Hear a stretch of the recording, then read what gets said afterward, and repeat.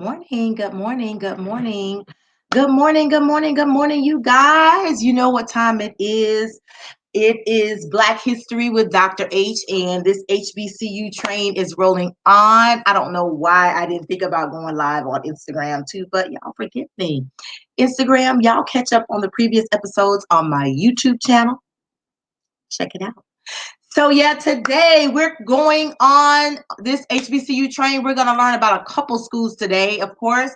And yeah, we're going to start at Interdenominational Theological Center. We're looking at J.F. Drake State Community and Technical College, Jackson State University, Jarvis Christian College, and we're going to finish this train stop today in Charlotte, North Carolina with Johnson C. Smith University. So let's get started into it and learn about these HBCUs today, baby. So Interdenominational Theological Center, I know that's a mouthful, better known as ITC, and that's what I'm going to say, because that's a whole mouthful, and I don't want to mess up nothing. So ITC was chartered in 1958 through the mutual efforts of four seminaries that came together to form one school of theology in cooperation as an ecumenical cluster.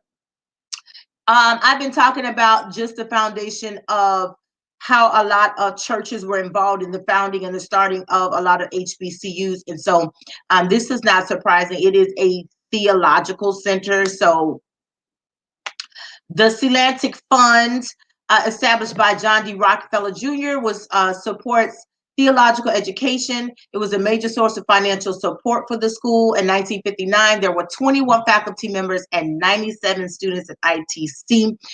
The new institution occupied the Gammon campus until its own facilities were completed in 1961. And so, yeah.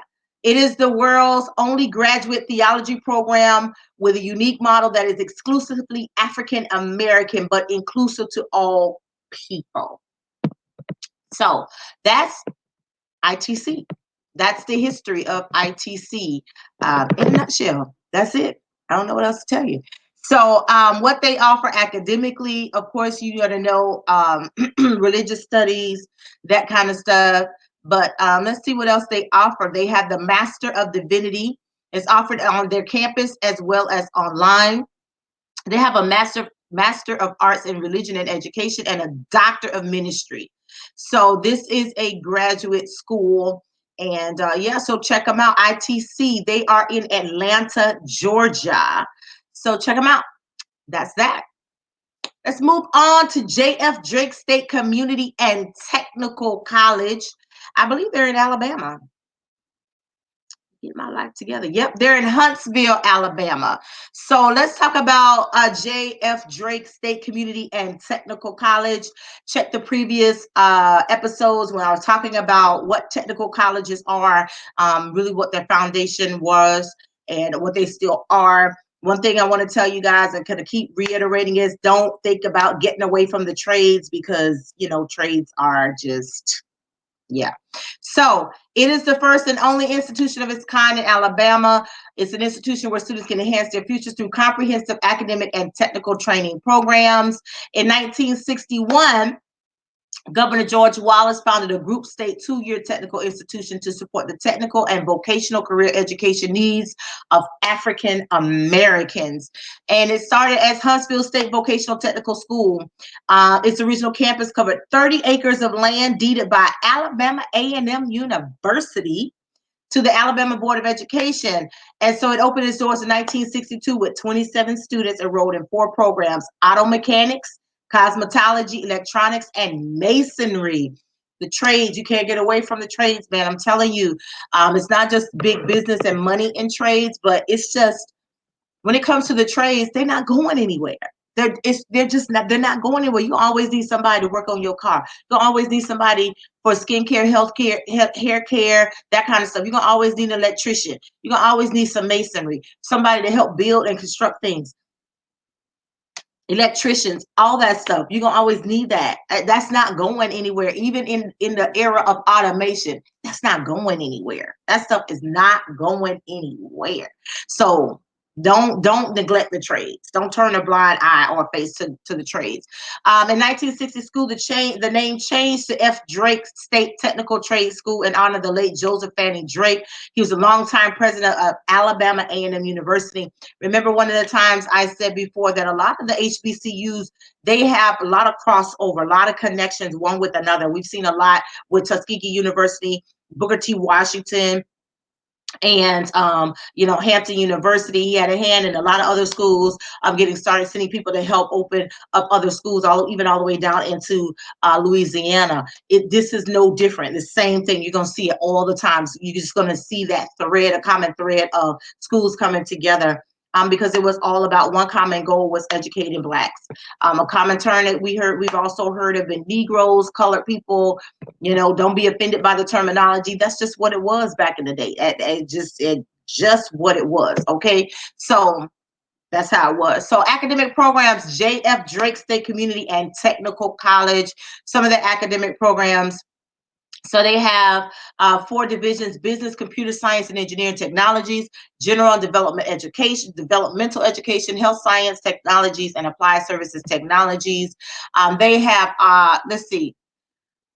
they have advanced manufacturing programs, automotive service technology, culinary arts, hospitality management, heating and air conditioning technology. What is this? They have salon and spa management. Just check them out. They're in Huntsville, Alabama. That's J.F. Drake State Community and Technical College. Jackson State University.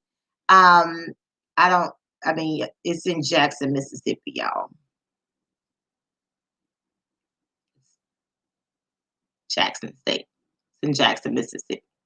It was founded in 1877. Remember earlier, that's like maybe one of the first videos, second videos, third videos I talked about, when it talked about Natchez, and I talked about Tennessee Coates' book, The Water Dancer, and how he talks about the task and going Natchez way. This is what they're talking about. Founded as Natchez Seminary in 1877. It was Natchez Way. It was actually Natchez, Mississippi, by the way. Read the book.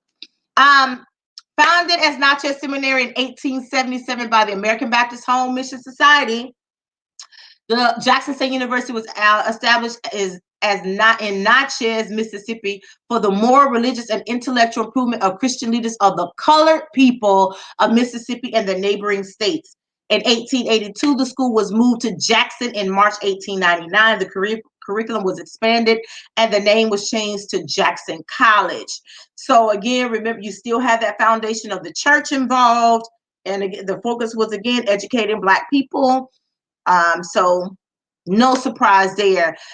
Here's another thing that's not going to be a surprise: assigning the mission of training teachers. That was important, and that role came on in 1940.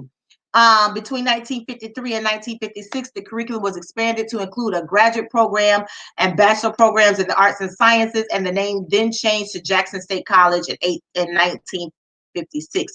So the school has gone through some changes, and we've seen that in a lot of other schools. Name changes as the school programs evolve and develop.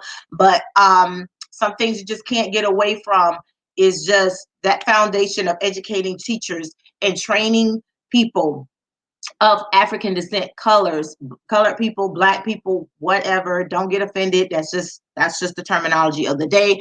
So some of the academic programs, they have the College of Business, College of Health Sciences, Education and Human Development, Liberal Arts, and the College of Science, Engineering, and Technology. Check them out. That's Jackson State University in Jackson, Mississippi. Our train rolls on to Jarvis Christian College. I believe it's in Texas.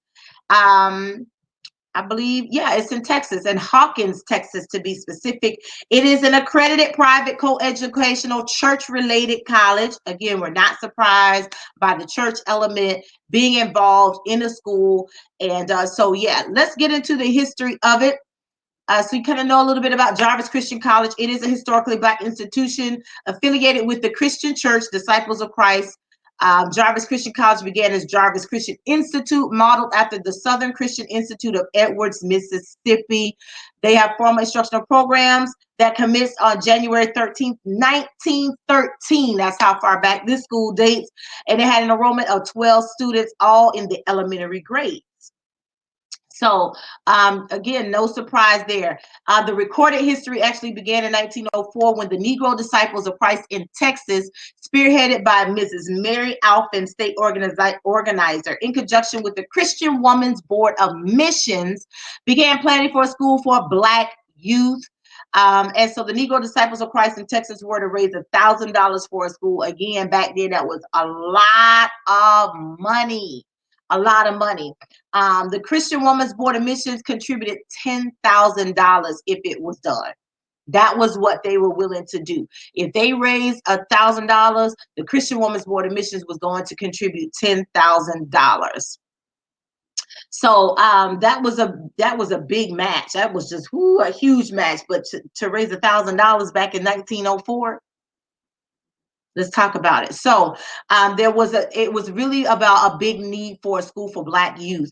And so in 1910, Major James Jones Jarvis and Mrs. Jarvis deeded 456 acres of land near Hawkins, Texas to the Christian Women's Board of Missions on the conditions that it keep up and maintain a school for the elevation and education of the Negro race, in which school there shall be efficient religious and industrial training. And that is the starting of Jarvis Christian College in Hawkins, Texas. They have online programs. So they have, let's look at the degree programs that they have at Jarvis Christian College. So they have criminal justice, of course, religious studies, interdisciplinary studies. They have a business administration program. They have a concentration in cybersecurity. We've seen that before. So don't look at small schools or schools you've never heard of and thinking, oh, it's a Christian college, they don't have nothing to offer. Yes, they do. Bachelor of Science in Biology, Criminal Justice, Mathematics, Chemistry, Kinesiology. We're seeing that a lot more. They have a dual nursing degree program. They have a Bachelor of Science and a teacher certification for, of course, in education, because again, we just heard that foundation about teaching. So they have a lot of different programs. Check them out. This is Jarvis Christian College, and it is in Hawkins, Texas. And the train ends today in Charlotte, North Carolina, with Johnson C. Smith University, founded in 1867. The Reverend S.C. Alexander and the Reverend W.L. Miller saw the need to establish an institution in that part of the United States, specifically in the South. On April 7, 1867, at a meeting at the Catawba Presbytery in the Old Charlotte Presbyterian Church, the movement for the school was formally inaugurated, which by charter was named the Freedmen's College of North Carolina. We're not surprised to see that term, freedmen. And these two ministers were elected as teachers. And so that's how the school got started between 1867 and 1876 through appeals in one of the church papers. Mary D. Biddle of Philadelphia, Pennsylvania pledged $1,400 to the school in 1800. That was a lot of money. So yeah, it was amazing. It was just a lot of money. So along the way, Charlotte citizen Colonel W.R. Myers in 1876 donated the first 8 acres of land for the school. The school charter was changed by the North Carolina legislature, and the name became Biddle University. So it went from Biddle Memorial Institute, named after Mary D. Biddle's husband, Major Henry Biddle, went to Biddle University. And so it just kept going. The name kept changing, and not surprised to see a lot of name changes. They do have Biddle Hall, I believe, on campus still. So the name of the university has changed over a period of time. It became Johnson C. Smith University around 1921, 1922. after the late Jane Berry Smith of Pittsburgh, Pennsylvania, gave funds to build a theological dormitory, science hall, teachers' cottage, and memorial gate. It was a huge endowment in memory of her late husband, Johnson C. Smith. And so because of the amount of gifts that she donated to the university, that's when the name changed to Johnson C. Smith University. So it is in the North Carolina State Board of Education system. And yeah, so that's the history of Johnson C. Smith University is in Charlotte, North Carolina. So academic programs, they have biology, business administration, chemistry, communication, arts, community health, computer engineering, computer science, information systems, criminology, history, economics, English, information systems, engineering, interdisciplinary studies, mathematics, music, political science, psychology, social work, Spanish, sport management, visual and performing arts. Boom. They have a master of social work as well. So check them out. That's Johnson C. Smith University in Charlotte, North Carolina. It's way off there. It's back off like Beatty'sford Road area. I used to pass there. We used to pass there all the time on our way to church. We would actually pass JCSU. Yeah, JCSU going to church. So yeah, Johnson C. Smith University in Charlotte, North Carolina. Check them out. And that ends today's HBCU train. I'll see y'all tomorrow with another broadcast. Remember to spread lots of love and light. Bye.